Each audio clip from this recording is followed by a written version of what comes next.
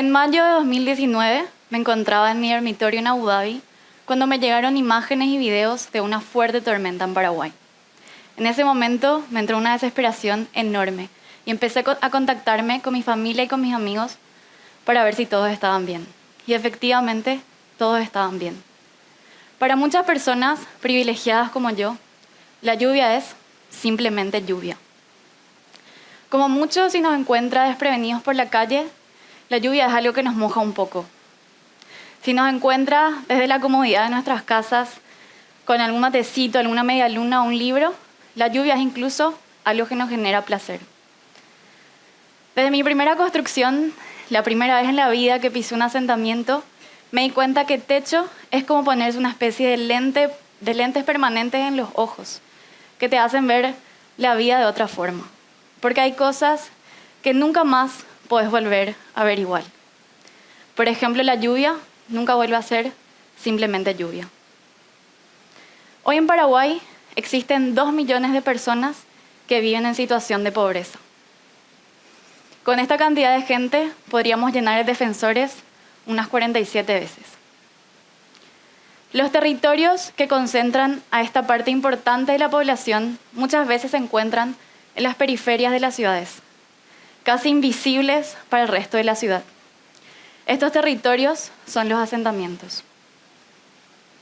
En el 2015 hicimos un estudio desde techo y tan solo en las ciudades que componen el área metropolitana de Asunción encontramos 405 asentamientos precarios, con más de 38.000 familias. 5 años después hicimos un estudio similar en el área metropolitana de Ciudad del Este, donde encontramos más de 270 asentamientos con más de 30.000 familias. Y hoy sabemos que el déficit habitacional en nuestro país ronda los 1.100.000 hogares. La primera vez que estuve en un asentamiento, la verdad es que la vida se me desarmó completamente. Cuando vi que habían familias que dormían y vivían en un piso de tierra con paredes de cartón, que cuando llovía se les mojaba absolutamente todo, que sus hijos no tenían dónde estudiar, que dormían y vivían entre 8 en una sola habitación, en una sola casa, si es que a eso se le podía llamar casa. Ahí fue la primera vez que entendí, o mejor dicho, que empecé a entender que la pobreza es algo que va mucho más allá de los números y de las carencias materiales. Porque la pobreza trasciende la dignidad humana. Desde la primera construcción de techo en el Bañado Sur en el 2008, trabajamos codo a codo con las familias de los asentamientos para superar la pobreza de nuestro país, teniendo como eje principal la construcción de viviendas de emergencia. Y no es porque sí, sino porque es en la vivienda donde de manera más fuerte y más potente se refleja la pobreza de nuestro país. Y si bien entendemos perfectamente que este es un problema multidimensional, la casa es nuestro primer lugar en el mundo. Una vivienda adecuada es una que aísla a las familias de las temperaturas extremas, también de la humedad, del viento y de la lluvia. Es una que brinda a las familias de seguridad y de protección. Y lastimosamente, para muchísimas familias paraguayas, una vivienda adecuada es un privilegio y no un derecho. La vivienda de emergencia de techo tiene 18 metros cuadrados, es de 6x3 y está construida con paneles de madera prefabricados, sostenida por 15 pilotes que la aíslan de la humedad proveniente del suelo. En el techo tiene un aislante térmico y chapas de zinc. Y se construye en tan solo 2 días con el esfuerzo y el trabajo de familias y de voluntarios. Y en estos 15 años hemos construido más de 8.500 viviendas de emergencia, en más de 300 asentamientos a lo largo y ancho del país. Y para nosotros, estas 8.500 viviendas, más de 8.500 viviendas, representan 8.500 historias que han sido transformadas. Y se preguntarán, ¿cómo es que estamos tan seguros de esto? El año pasado hicimos una investigación a las viviendas construidas entre el 2008 y 2022, donde trabajamos con más de 350 familias, tratando de evaluar cómo realmente impacta la vivienda de emergencia en la vida de las familias.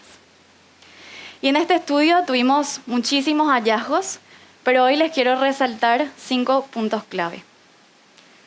Con lo que respecta a los problemas para conciliar el sueño, estos fueron disminuidos a la mitad con la vivienda de techo. En las noches de lluvia y de tormenta, este impacto es aún mayor.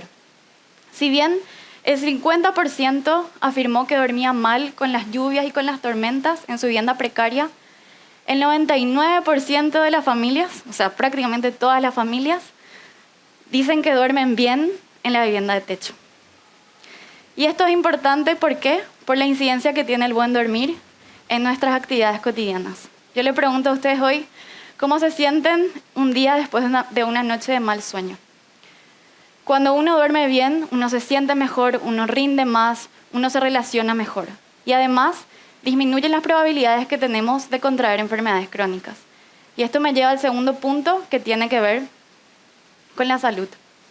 En lo que respecta a los problemas respiratorios, estos disminuyen a la mitad después de la construcción de estos 18 metros cuadrados. Y esto probablemente se debe a que las viviendas de emergencia aíslan efectivamente a las familias de la humedad, del viento, del frío y de la lluvia. Una de las mejoras más contundentes que trae el programa de vivienda de emergencia de techo tiene que ver con la percepción de la seguridad. Si bien el 70%, o sea, la mayoría de las familias, dijeron que se sentían inseguras con su vivienda anterior, el 95%, y de vuelta acá, prácticamente todas las familias dicen sentirse seguras después de la construcción de la vivienda de techo. Y esto es importante porque cuando aumenta la percepción de seguridad, disminuye nuestra sensación de estar en constante alerta. Y así podemos destinar más tiempo y energía a otras cosas como el trabajo, como el ocio, la familia y el descanso.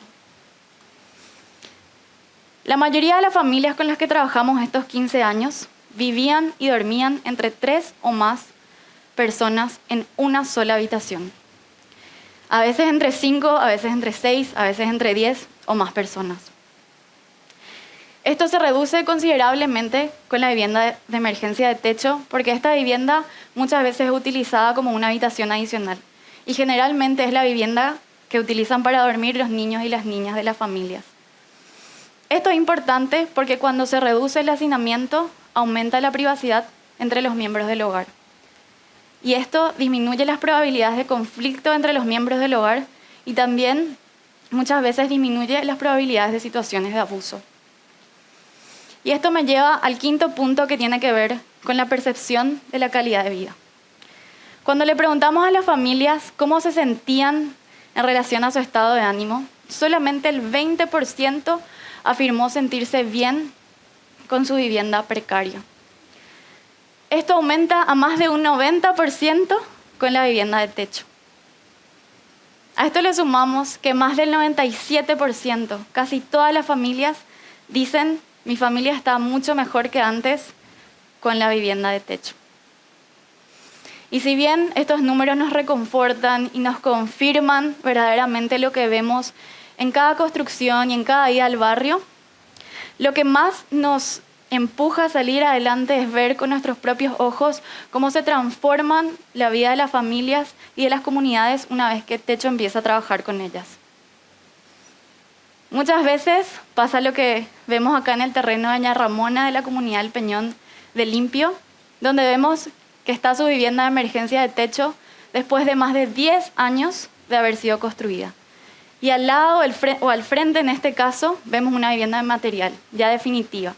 En este caso, una construida con la ayuda del Ministerio de Urbanismo, Vivienda y Hábitat.